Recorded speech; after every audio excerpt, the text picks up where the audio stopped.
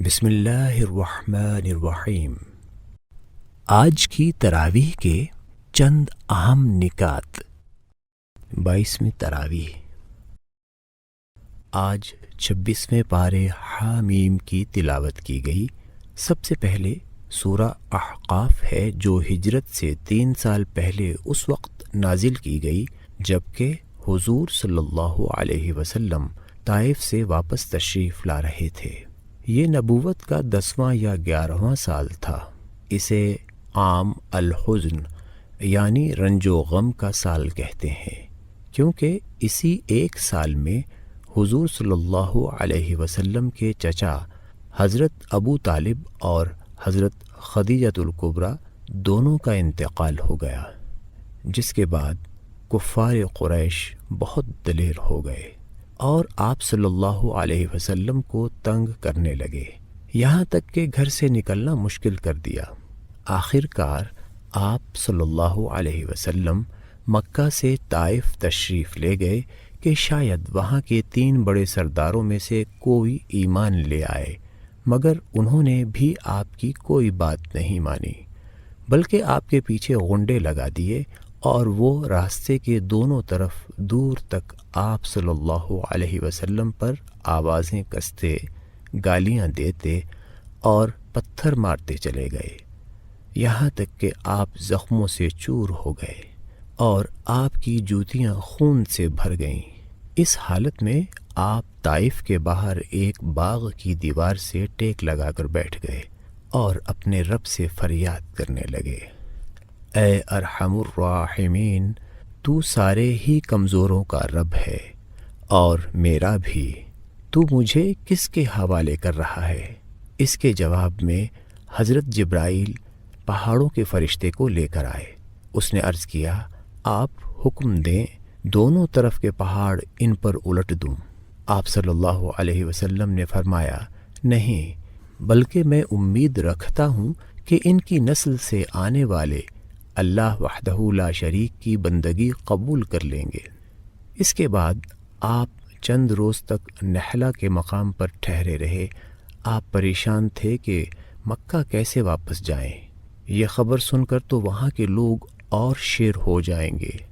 انہی دنوں میں ایک رات آپ نماز میں قرآن مجید کی تلاوت کر رہے تھے کہ جنوں کا ایک گروہ ادھر سے گزرا۔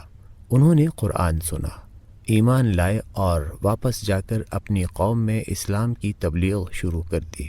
اللہ تعالیٰ نے نبی صلی اللہ علیہ وسلم کو اس صورت کے ذریعے یہ خوشخبری سنائی کہ انسان چاہے آپ کی دعوت سے بھاگ رہے ہوں مگر بہت سے جن اس کے گرویدہ ہو گئے ہیں اور وہ اسے اپنی جنس میں پھیلا رہے ہیں۔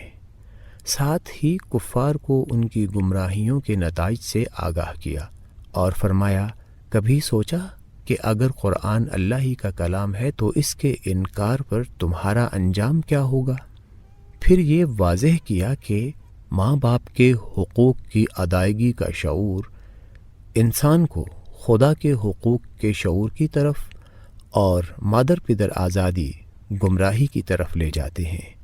چنانچہ فرمایا، ہم نے انسان کو ہدایت کی کہ وہ اپنے والدین کے ساتھ نیک سلوک کرے۔ اس کی ماں نے مشقت اٹھا کر اسے پیٹ میں رکھا اور مشقت اٹھا کر اس کو جنا اور حمل اور دودھ چھڑانے میں 30 مہینے لگ گئے، یہاں تک وہ جوانی تک پہنچ گیا۔ اب اگر وہ ان نعمتوں کا شکر ادا کرتا ہے جو اللہ نے اس کو اور اس کے والدین کو عطا کی اور ایسے نیک عمل کرتا ہے جس سے خدا راضی ہو، تو اس طرح کے لوگوں سے ہم ان کے بہترین اعمال کو قبول کرتے ہیں اور ان کی لغزشوں سے درگزر کر جاتے ہیں۔ یہ جنتی لوگوں میں شامل ہوں گے، اور جو نافرمان بن کر اپنے والدین سے جھگڑا کرتے ہیں، خصوصاً اس بات پر کہ وہ انہیں خدا کی اطاعت پر آمادہ کریں، وہ لوگ ہیں جن پر عذاب کا فیصلہ چسپاں ہو چکا ہے۔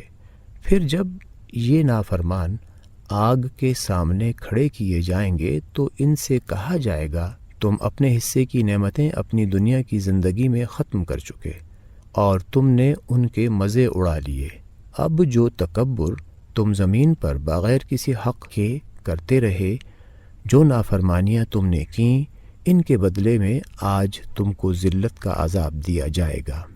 پس اے نبی صلی اللہ علیہ وسلم صبر کیجئے جس طرح اولو العزم رسولوں نے صبر کیا ہے، اور ان کے معاملے میں جلدی نہ کیجیے۔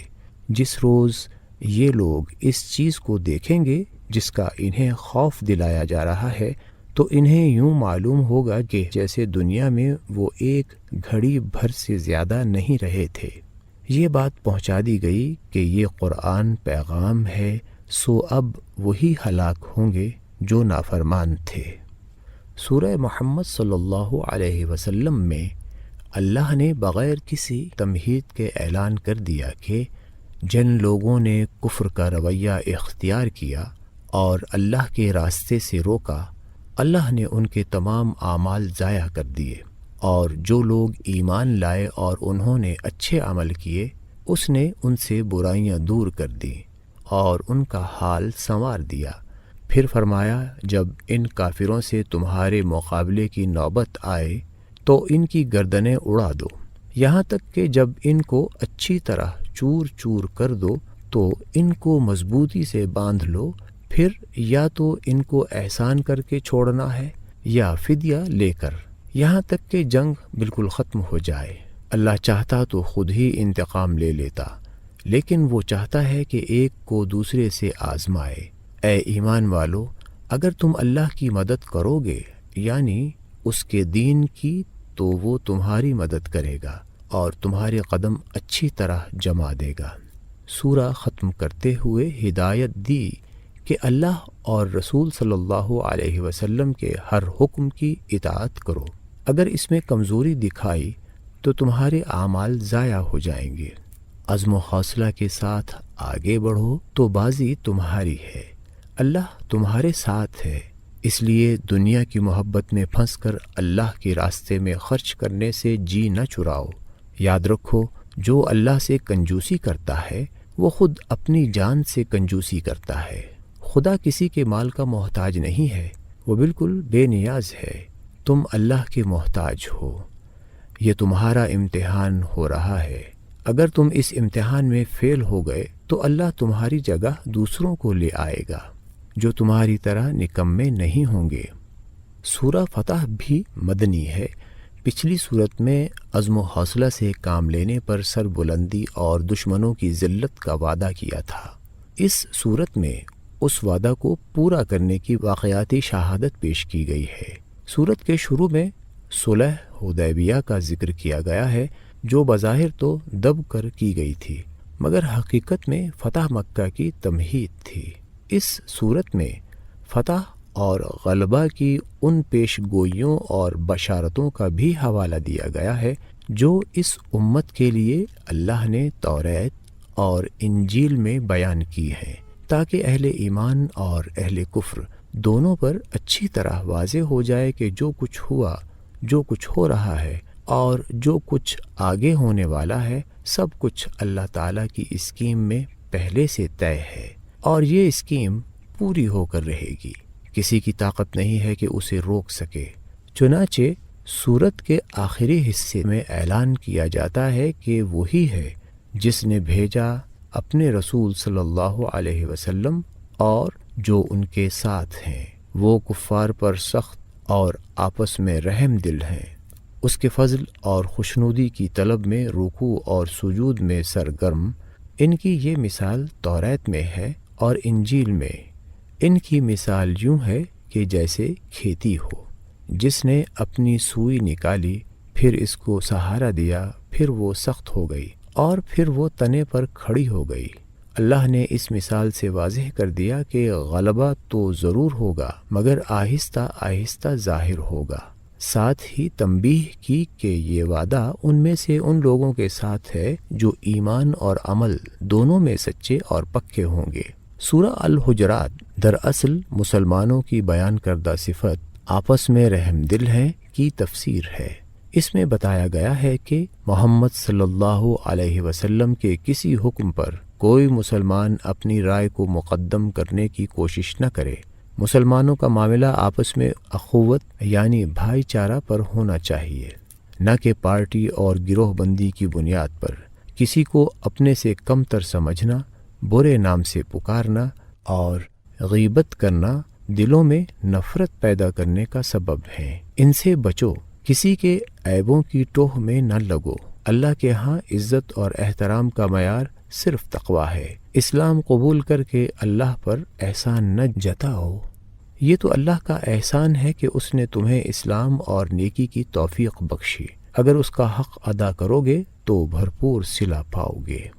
سورہ قاف اور اس کے بعد ذاریات کے 2 رکوع پڑھے گئے، جن میں سورہ قاف ہی کی بات کو آگے بڑھایا گیا ہے۔ ان میں قیامت اور حشر نشر کو بیان کیا گیا ہے۔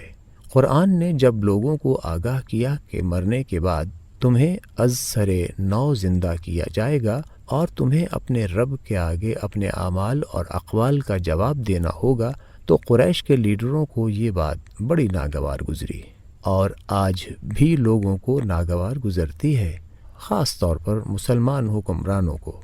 فوراً کہتے ہیں انہیں آسمانوں کی پڑی ہے، زمین پر کیا ہو رہا ہے اس کی خبر نہیں۔ کبھی کہتے ہیں انہیں مرنے کے بعد کی پڑی ہے، زندگی میں کیا ہو رہا ہے اس سے کوئی بحث نہیں۔ کہا گیا انہیں معلوم ہونا چاہیے کہ جسے دور سمجھ رہے ہیں وہ بہت قریب ہے، موت آتے ہی پتہ چل جائے گا، یہ ہے وہ چیز جس سے تو بھاگتا تھا۔ اسی طرح کہا جسے تم اس لیے ناممکن سمجھ رہے ہو کہ مرنے کے بعد سب مٹی میں گل سڑ جاتے ہیں، تو مرنے کے بعد زمین ان کے اجزاء کو ہضم کر لیتی ہے۔ اللہ کو ان سب اجزاء کا پتہ ہے، اور لوگوں کے اقوال و اعمال کا ریکارڈ محفوظ رکھنے کے لیے اس کے پاس ایک رجسٹر بھی ہے۔ کیا یہ نہیں دیکھتے کہ جس قوم پر بھی ہلاکت آتی ہے اس کے لیڈر تباہ اور عوام تتر بتر کر دیے جاتے ہیں، اور اب تو یہ روز اور ہر جگہ ہو رہا ہے۔